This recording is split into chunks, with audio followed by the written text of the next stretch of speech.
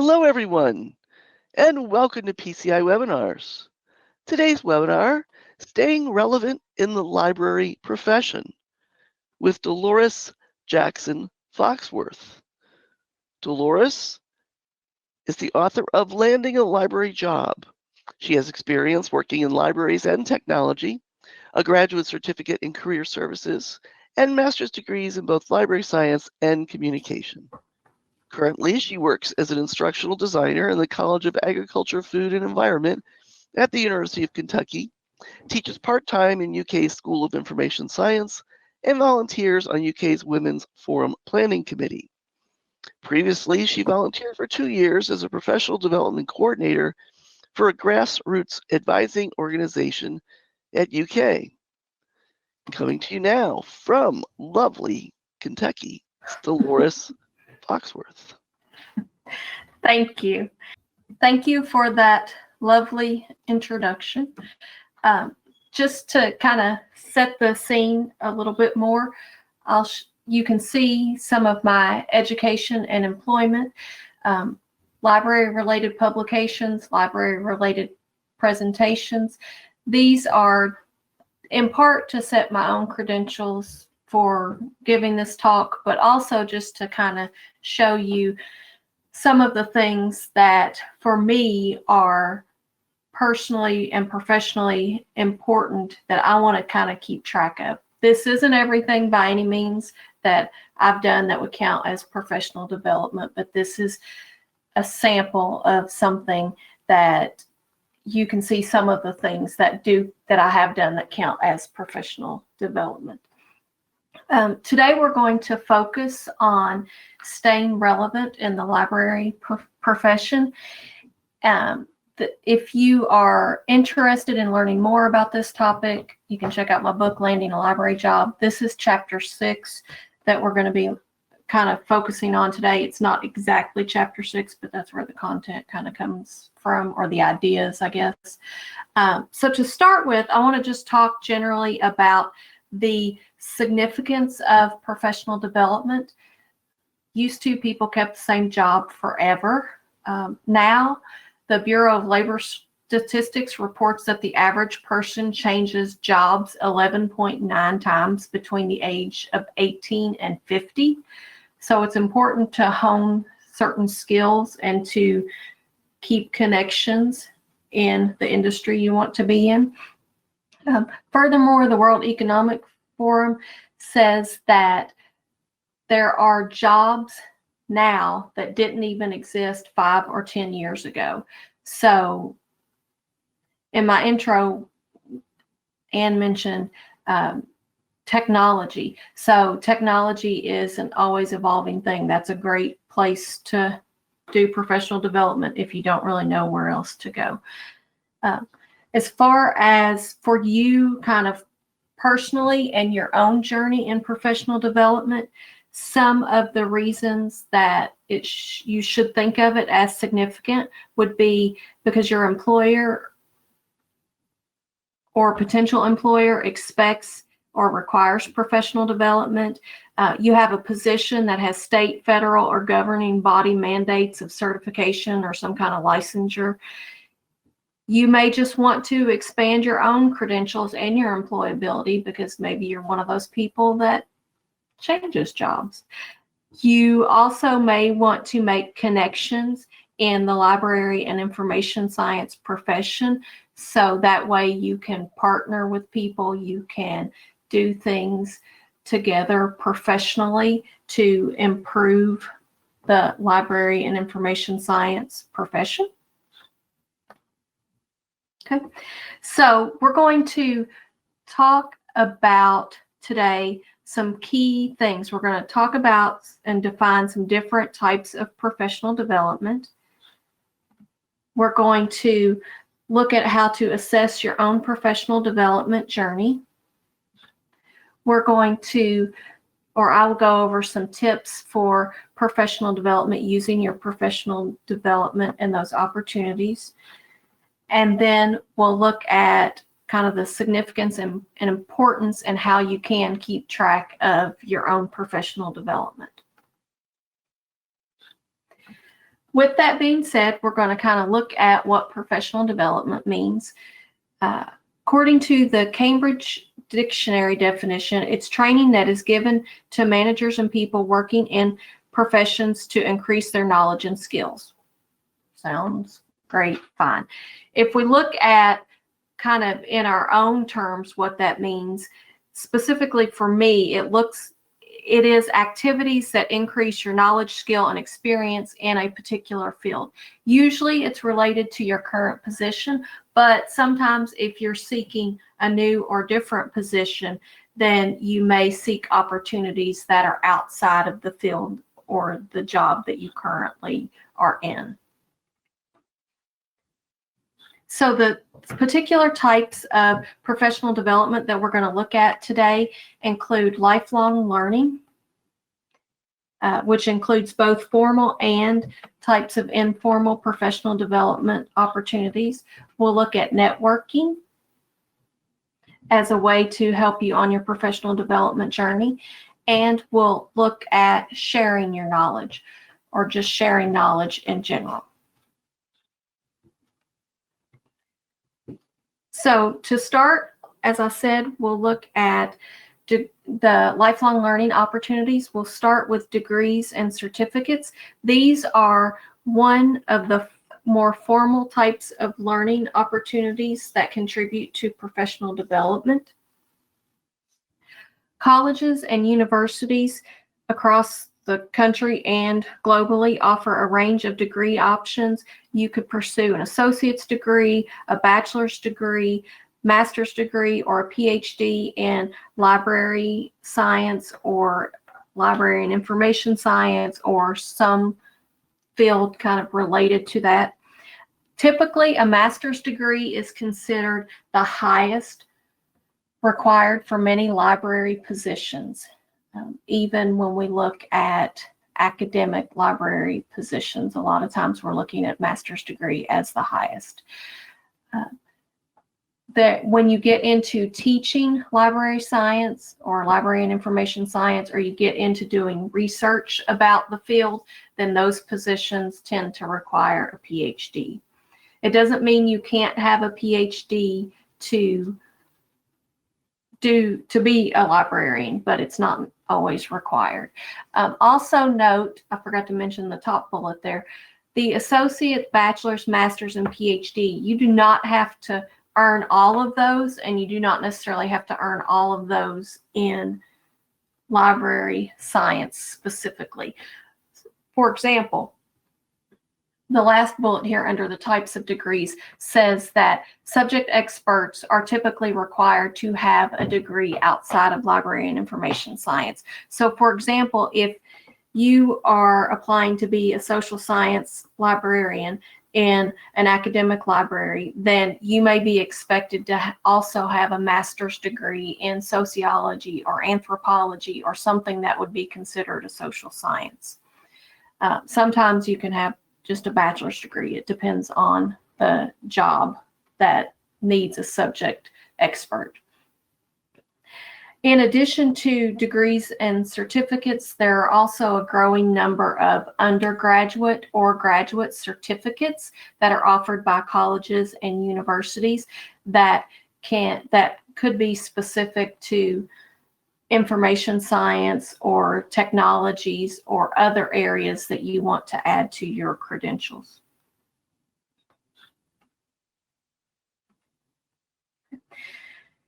Next, we'll look at certifications as a type of lifelong learning opportunity. So certifications are a good way to add to your knowledge and your skill base. There are two types of certifications for library staff that are significant. They're actually managed by the American Library Association and the Allied Professional Association. And these are the Library Support Staff Certification and the Certified Public Library Administrator. The first one, the Library Support Staff Certification, is for paraprofessionals. This certificate is available to those who have at least a high school diploma and some experience in libraries. The experience can be paid or unpaid. So if you know folks that are in this boat, that might be a good credential for them to get. The certification requires the completion of coursework in Foundations of Library Services, Communication and Teamwork, and Technology, and then they also choose 3 more areas to explore, things like adult services, youth services, things like that. The Certified Public Library Administrator program works similar. This program, though, is for those who have at least 3 or more years of supervisory experience and hold a master's in library science. It requires the completion of 4 core classes, and then they get to choose 3 additional kind of elective courses.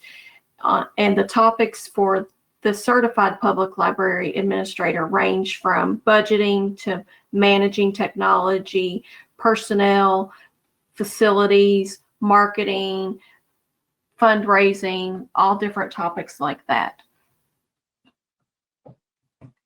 So in addition to the ALA and APA certifications, there are also other types of certifications that you may look for, whether you are a library paraprofessional or a professional librarian.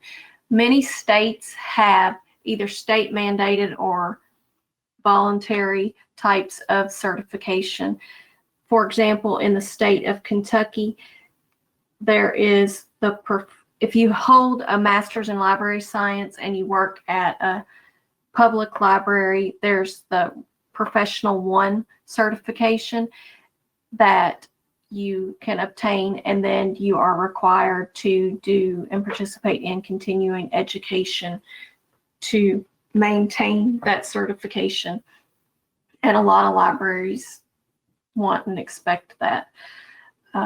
And then there are different levels, other levels of certifications that you can get in the state of Kentucky, for example, based on your experience. So there's one for a paraprofessional librarian or paraprofessional library staff as well.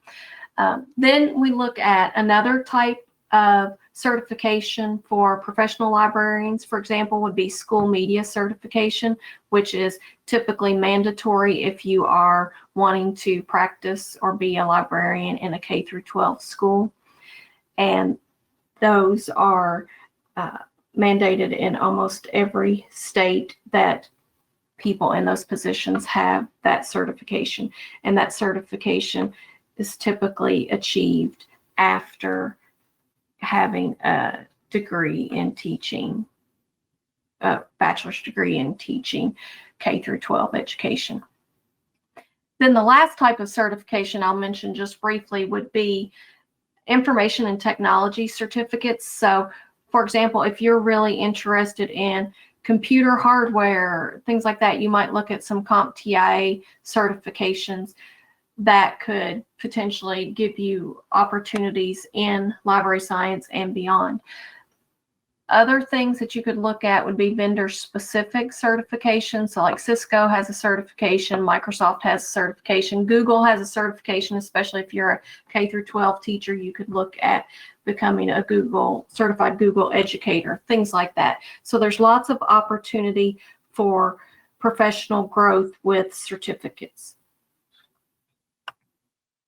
So another we'll move into some less formal types of lifelong learning, but that are still very significant. So webinars and e-tutorials are another big way that you can kind of grow in your own professional development journey. Webinars would typically be kind of like this event today. It's one time online and usually dedicated to a particular topic. It could have one presenter or it could have multiple presenters. These can be offered through professional development associations, through your statewide library associations will a lot of times promote webinars for your use to sign up for. E-tutorials are similar. They cover topics typically in more detail and they require participants to be more involved. So you may have assignments that you complete, or you may just have on-screen things that you are actively engaged in during a particular session. It can vary depending on the type of e-tutorial. Again, e-tutorials may be promoted by your statewide association, or there are lots of organizations that do different types of e-tutorials, specifically on library science topics. Northern Kentucky University is a school that offers e-tutorial training programs for library professionals and paraprofessionals. So if you're interested in that, that's a place that you could go to check that out. Next, we'll kind of briefly talk about just trainings and workshops and conferences. This is the last type of lifelong learning opportunity we'll look at. So we're typically talking things that you would go to in person. Now, I know with COVID, that's a little bit different now. Your conferences that might have been in person were moved virtually. But typically, we're thinking more when we're talking about trainings, workshops, conferences, kind of in-person things where you get more hands-on in some instances, but not always. So it might include a mandatory staff training that you go to at your own library or at a regional library. It might be an all-day workshop that your statewide association holds on a particular topic that is relevant to libraries in your state. And then we're talking professional conferences like the American Library Association or other professional associations that may or may not be directly library related.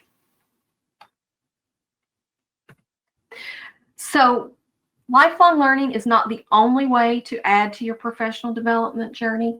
We may not always think about networking as an opportunity to do that, but it is networking is a very important part of your professional development journey, or you should plan to make it a very important part of your professional development journey if you have not done so yet. So there are a few different ways that you can look at or do networking opportunities. So first we'll talk about kind of shadowing and cross-training. This may be something that if you are a professional, especially, you don't always think about. But shadowing someone in a library position or in the position that you aspire to is a great way to learn about that position, but also network with people kind of in that circle. So it's a good learning experience, and it's a good experience to make some connections.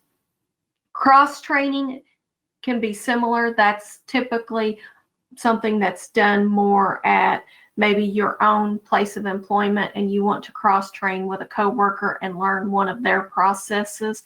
Let's say that you're a circulation librarian or library staff member, but you want to learn more about cataloging, that you might ask the cataloging librarian if you can cross-train with them and learn about that process and how they catalog.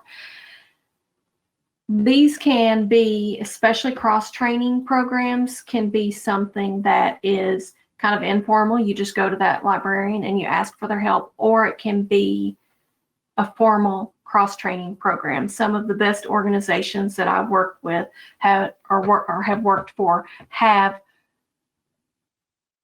formal cross-training programs where even managers go back and learn how those under them do their jobs. So it's a really good opportunity. If you are happy where you're at work, maybe your next professional development move is to help start a formal cross-training program at your work. And then that's a way you can help with your own professional development and others' professional development. Similarly, we can look at mentorship programs as another great networking opportunity. These can be formal or they can be informal. The goal with a mentorship program and how it's kind of different from cross-training is that you would want to meet regularly with the person that you are mentoring or that is your mentor, to discuss kind of goals and aspirations, even things as simple as daily tasks. What do they do daily? Those types of things, to learn more about the profession. Again, it's also great because you're building connections in that profession or field that you want to be in by participating in a mentorship program. Like I said on the last slide, if you are happy with where you're at, maybe you serve and you have some experience, maybe you serve as a mentor for new employees or for an intern. This is, again, a great way to further your own professional development. So let's say that you're kind of at the top of where you can be in your library. Then this is another way for you to continue your professional development journey without leaving where you're at if you're happy where you are. And then volunteering is something that we don't always think about as professional development, but it can certainly be professional development if you are volunteering for things that relate to your professional area that you're either in or that you aspire to. So ways that you can volunteer that are connected to the profession would be to serve on committees. So you heard in my introduction that I had served on a few committees, the latest being the Kentucky Women's Forum. That was something that was important to me personally, but it's also something that would help me professionally, especially because it's through the University of Kentucky where I work now, and it helps me make connections to others at the university. You can also do things like volunteer as a room host at a conference. That is important because you're getting your name out there to other people and you're learning as you go. If you are not quite to the library stage where you want to be, maybe volunteer at a library just as a page. Start from the ground up and work. If you're more experienced, maybe you volunteer to be a mentor, as I talked about already. So now we're going to go into the third and last part of the types of professional development that I'm going to talk about today, and that is sharing knowledge. So sharing your knowledge is a very important milestone in professional development. This means that you're not only helping yourself, but you're also helping others by sharing what you know.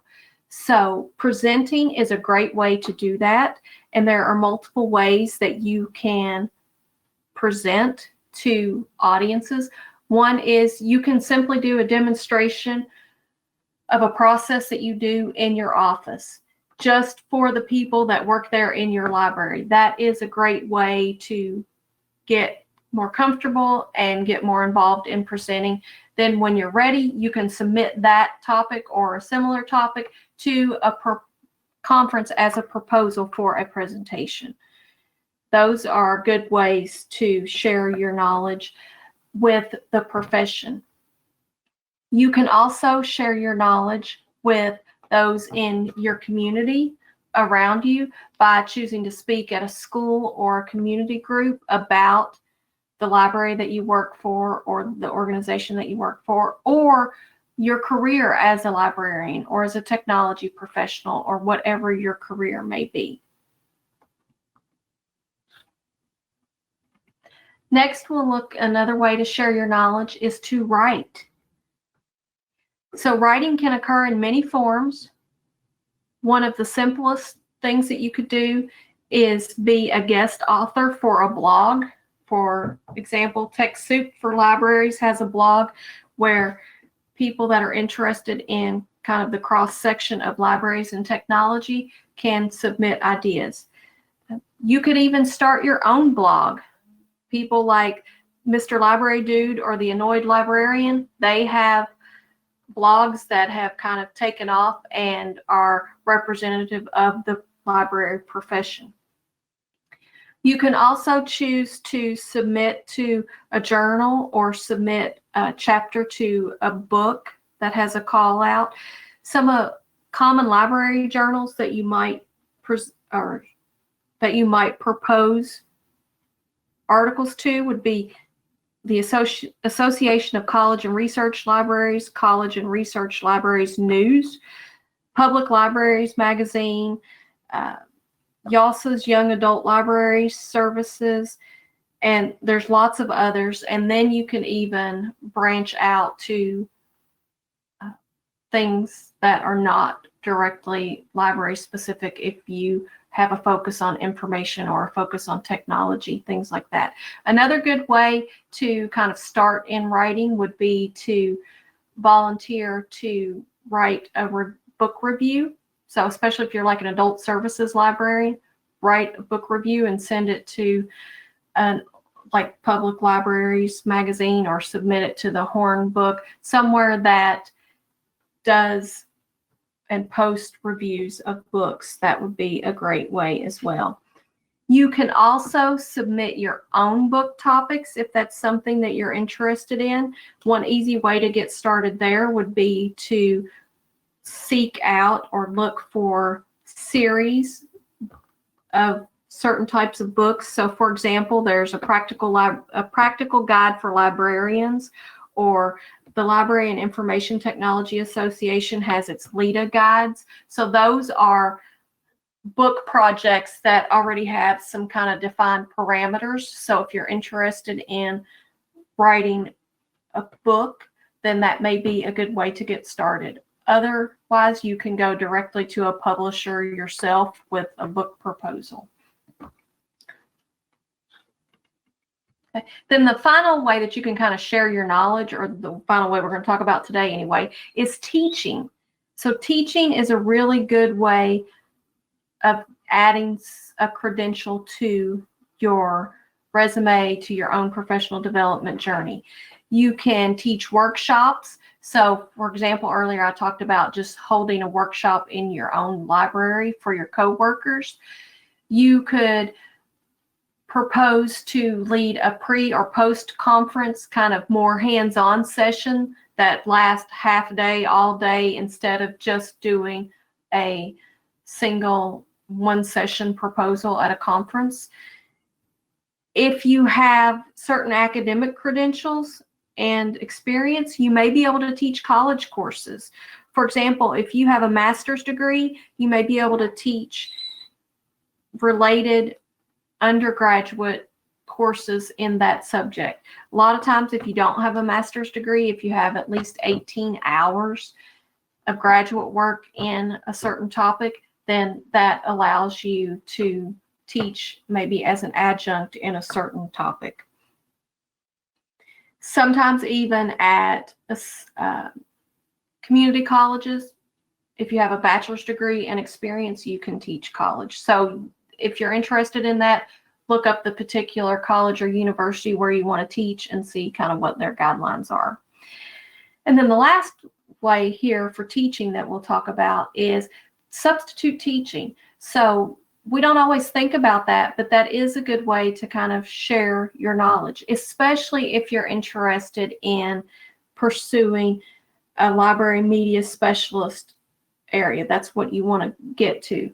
Then substituting in K through 12 is great experience in that regard, because not only are you getting experience in a classroom and in a K through 12 environment, but you're also making connections with potential people that could help you get a school media specialist position if one were to become available in that school system or in a neighboring school system. A lot of professional development is about the connections that you make.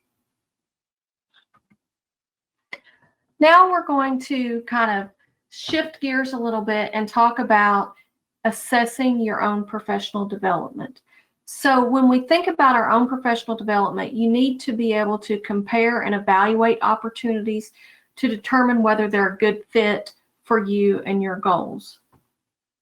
You also need to be sure and keep track of your own professional development and kind of review it regularly. You can do this by reviewing job descriptions and requirements. You can ask other professionals you can confirm what the mandates or standards are. And then, of course, you want to set and measure your own professional development. So we'll look at the first way of assessing your professional development, reviewing job descriptions and requirements. When looking at a job description, you should look for keywords like manage, supervise, develop, report, maybe fundraising, things like that, and see how they compare to what your accomplishments are at that point. Also look at the minimum requirements like education, years of experience, those types of things. Then even look at what types of products and softwares, if it mentions it in the job description. Because sometimes if you don't have experience with a software or a product, then you may be able to look up that organization and see if they offer trainings on their products or their softwares. And kind of, if you see that particular software showing up in a lot of job descriptions, then maybe you try to get either a certification or at least some trainings for that. Then I also encourage you to look at job requirements. So it's kind of similar here. Look at education. So what do they require as far as their educational requirements, as far as their experience? Look for those specific skills that they outline. When it comes to education and experience, a lot of times people will say, well, I don't have a master's degree, so I can't apply for that. But keep in mind that a lot of organizations may have kind of a conversion chart. So if you have this much experience, it equivalates to this level of education, or vice versa. If you have this education, it kind of equivalates to this much experience. I know the University of Kentucky has that, and they make that chart available to individuals that are applying for positions. So that's something to keep in mind. The last note here, when we look at reviewing job descriptions and requirements, is look at that required or preferred. So if it's required, then, and you see it required on a lot of jobs, and you know you want to go into that particular profession, then you may need to figure out for your own professional development, how can I achieve that? Whether it be a degree, a certification, experience, whatever. And then there is the preferred. So the preferred does not mean that that's absolutely essential all the time for those job postings. And it may vary even if you're looking at multiple children's library positions. Some may have the same things listed for required a lot of times, but their preferred requirements may be different. So comparing what required versus preferred is on multiple job descriptions can sometimes help focus what you need to be looking at for your own professional development. Next, we can talk about asking other professionals. That's a great way to assess your own professional development. See what other people are doing. Ask them what technologies they use. Ask them what professional memberships do they hold, because maybe you can look at belonging to those professional associations to help you. What are their credentials, whether it be degrees or certifications that they hold? Those can be lists of things that you kind of aspire to by talking to a more seasoned professional in that field. Or you might look at it and say, well, I have those things, so I can kind of enter that field. If not, how do I get to those things? Next thing in assessing your professional development is confirming what mandates or standards there are. Because if there are things that are mandated or there are standards that are kind of universal, then you want to work within the realm of those. So, for example, many states, they have training and certification requirements for school media specialists. So it might be important to go to that state's Department of Education to see what that particular requirement is. In general, it requires library-related education past the bachelor's level coursework to be a teacher, but there may be some exceptions to that. So that's why I tell you to go to the state that you want to be in, their Department of Education, to kind of learn more. And we talked some about some professional library certifications that you can get. When we look at kind of industry or association standards, you can look at things like, is a program accredited? So, for example, the American Library Association accredits degree programs, master's level degree programs.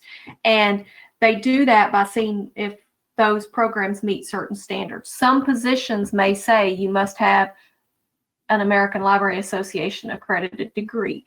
There are some degrees that are not accredited, so you may want to compare and weigh those options when you're thinking about professional development if you plan to get a master's in library science. Same with associate degrees and bachelor's degrees. You may want to check and see if the school that you're planning to pursue this at is an accredited school. So those are things to keep in mind as well. And then the last thing that we'll look at with assessing your professional development is actually setting and measuring your personal goals. So using SMART goals is a very good idea. So specific, make sure that it's focused and it's precise, make sure that it's measurable. So outline kind of the details of what you plan to achieve and how can you confirm that you are achieving it. So what are those outcomes that are measurable? Make sure that it's achievable. So based on where you are in your journey, so you're likely not going to be able to jump ahead and get a PhD if you only have an associate's degree. So kind of think about the path to get to where you want to be. And then realistic, in line, think about that in line of where you want to go. So is that in tune? Does that go with the path that I want to go down? So if I want to be a librarian at a public library, then I probably don't necessarily need a PhD. So think about kind of the relevance. Is it realistic for where I want to go? And then the last part of the SMART goals is being timely. And by this, I mean actually making a timeline for how and when you're going to achieve that goal. This is an important step that sometimes is overlooked as far as actually setting out those goals.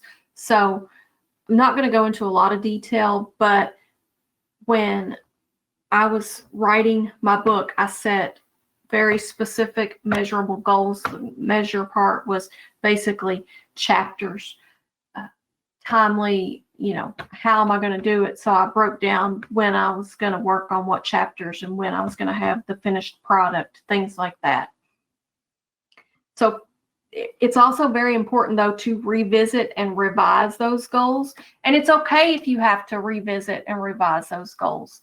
So, for example, after my very first meeting with my editor about my book, I had to go back and rethink a lot of the plan that I had because the feedback that I got from that editor. So definitely revisit and revise as necessary. It doesn't always mean jump ship, but sometimes it might if your priorities change. But that is a very important and crucial part to assessing your professional development, is keeping track of where you are versus where you want to be. So I promised some tips at the beginning of this session, so I want to talk some, and these are by all means not all of the tips that you probably need for professional development, but these are some of the things that kind of jump out to me that may not always be obvious to folks as they think about professional development. So things like connecting with industry experts through social media. LinkedIn is a great place to do that because that's more of a professional platform. I've connected with some people on Twitter. So it just depends on kind of your own social media and how you do that. But I specifically recommend LinkedIn as a good resource. Make sure you subscribe and monitor industry-related listservs. I belong to so many listservs, and yes, people complain about how much stuff is in their inbox, but that's where you find valuable things. That's where I found the call for book proposals, and then that led to my book proposal. Volunteer for committees or volunteer at conferences. Apply for funding, for scholarships, for conference travel, grants, whatever it is. Those are good things that we don't always think of as professional development. Send follow-up correspondence with presenters or others that you connect with at a conference, because that networking can always help you.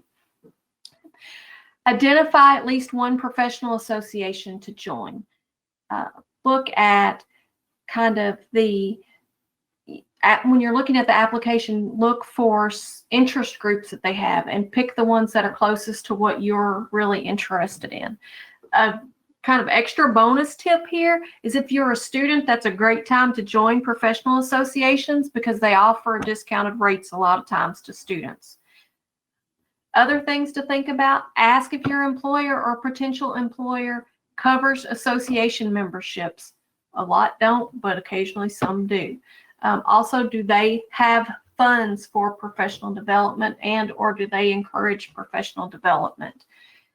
That's kind of an important thing. Also, set a goal for how you will implement what you have learned. So when you go to a conference, when you're at this webinar, whatever it is, how are you going to implement the things that you've learned and move forward?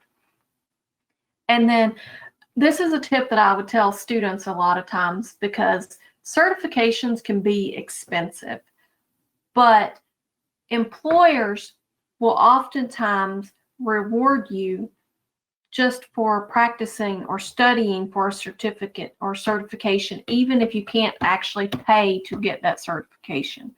So consider, if you want to be certified in a particular technology, for example, you can get the books from your local library and kind of learn about that program. You can watch YouTube videos, things like that, and learn more about that program. And then maybe your employer or a future employer will say, hey, we will help you get that certification.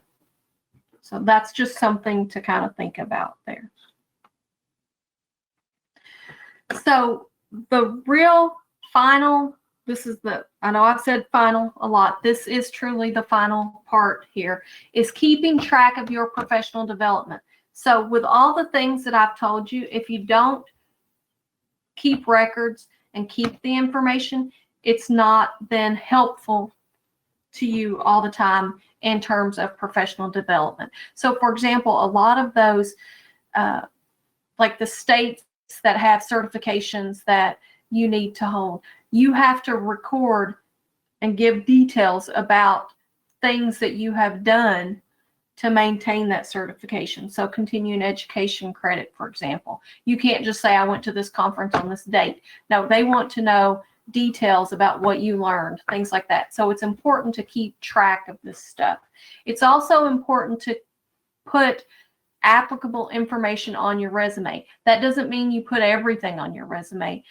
Sometimes it may be specific to what you're sharing your resume for. If you're applying for a job, you might just highlight and pull off some of the professional development opportunities that relate to that specific position. You might not keep everything you've done on there, but you want to have kind of a master record where you keep all of that stuff.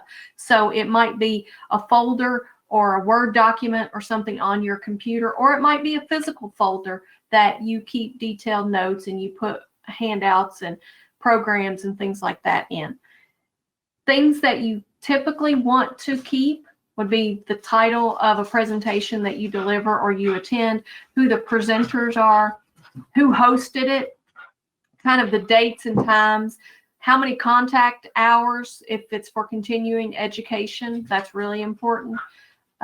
The location, the conference title, if it's applicable. Take a few minutes and write a summary, because after the fact, like years after the fact especially, it's hard to recall some of those details. You can even, I've even made presentations to my coworkers after I've returned from a conference to kind of tell them things that I've learned and how it can apply to what we do as an organization.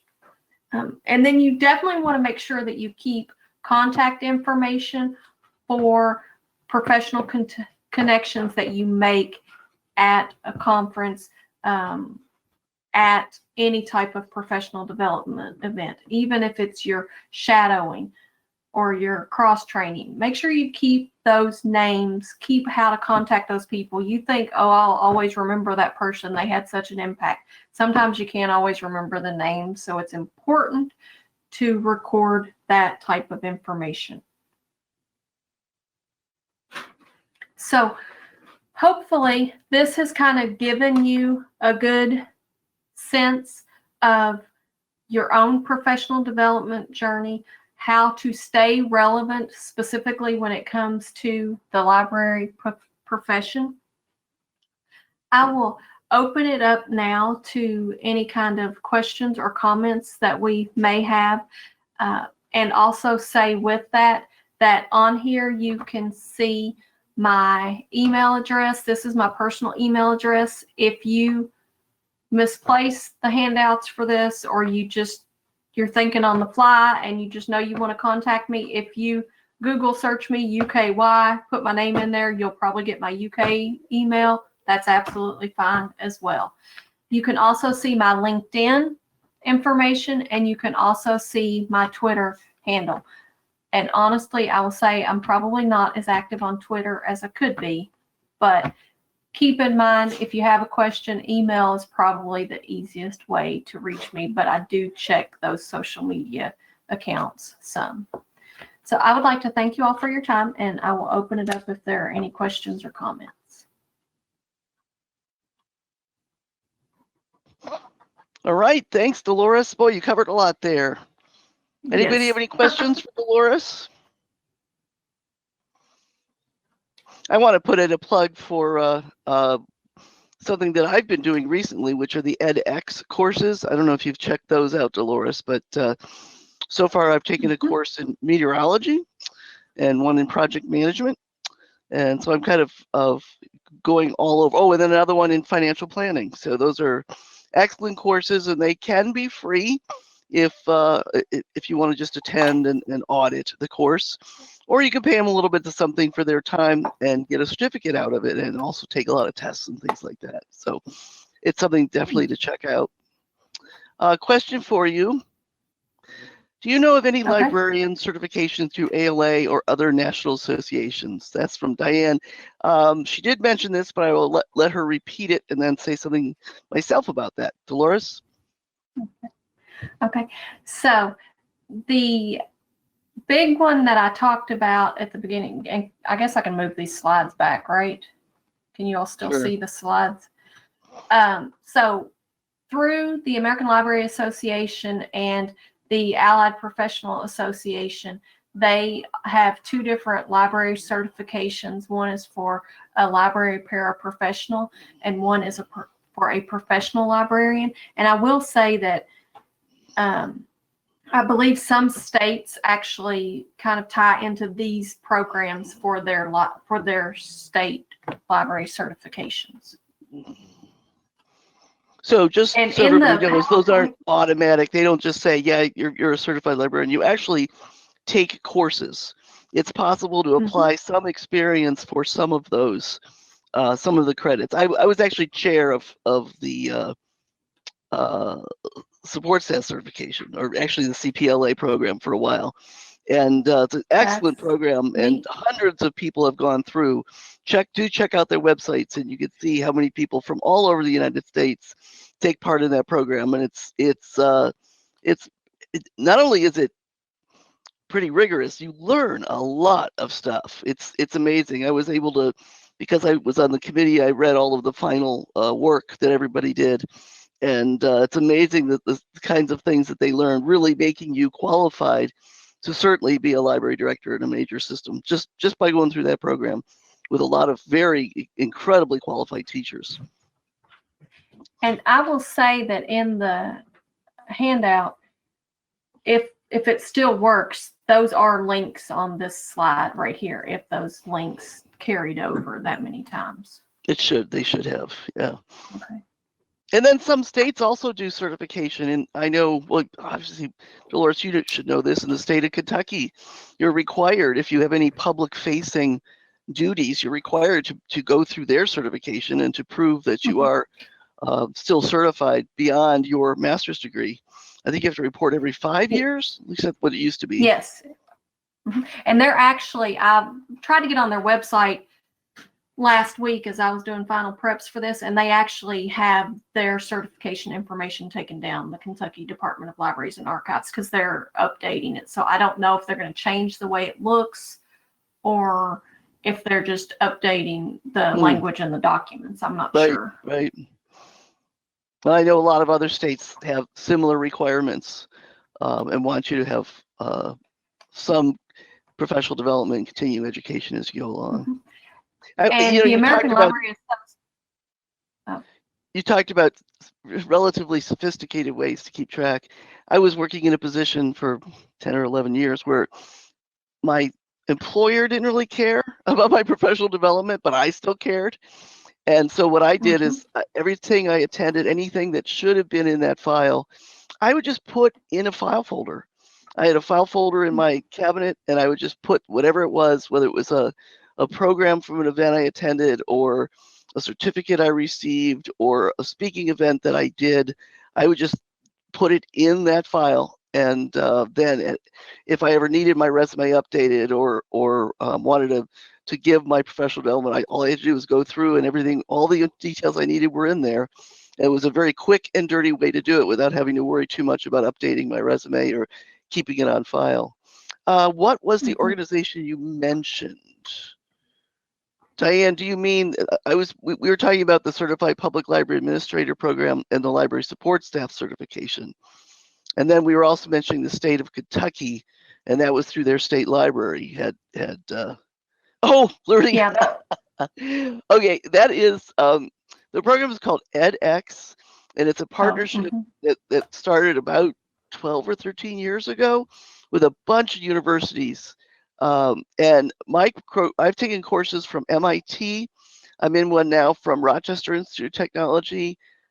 Purdue participates. There are dozens of schools that participate. They just formed a partnership actually with Southern New Hampshire University for undergraduate courses. They're going to be supporting undergraduate courses, and it's totally online. Excellent. Yeah, that's it. It's just, they usually do it little d, little e, little d, big X, but it's edX, I think, .com. Let me look.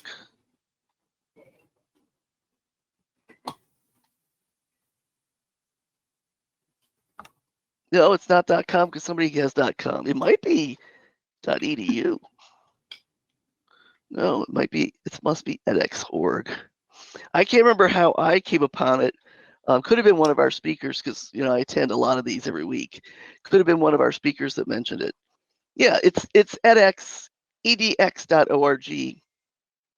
And just on the homepage, they mentioned MIT, Harvard, Berkeley, University of Texas, Boston, University System of Maryland. And you're actually taking these courses that are with their professors, and they're excellent. The meteorology was a 4-week course, and I learned more about clouds than anybody would ever imagine. So, but it was fun. Any other questions or comments? Can I go back for a second and just mention when we were talking about like the state certifications on the American Library Association's website? They do have, I can't guarantee that they're all up to date and current, but they have tried to link out to state associations or to state certifications to kind of give an idea of what those might be for all states.